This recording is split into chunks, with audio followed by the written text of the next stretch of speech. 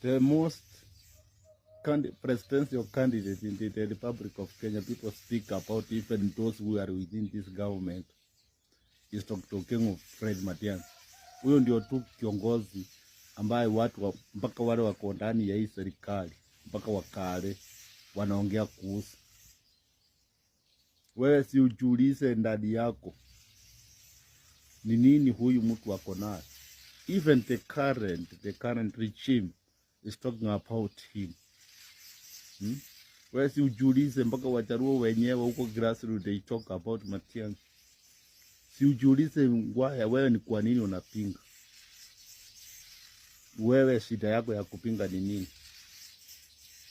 You cannot control something whose time has come.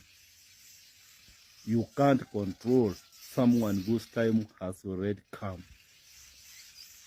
Sisi hatutayumbika na hatutakubali ku receive any form of wave.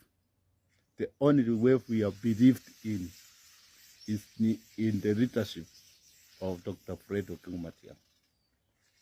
Hii mambo mnatuambia angeingia DCP, angeingia Wiper.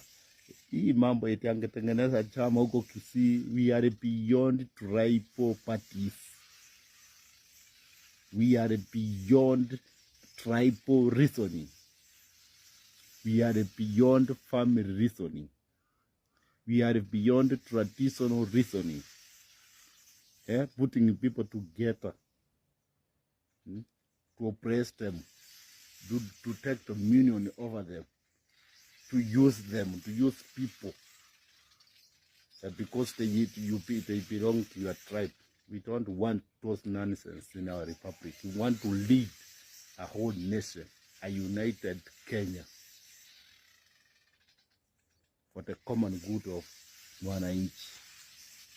Turn fresh for Daktari Okengo Fred Matiang'i. Done.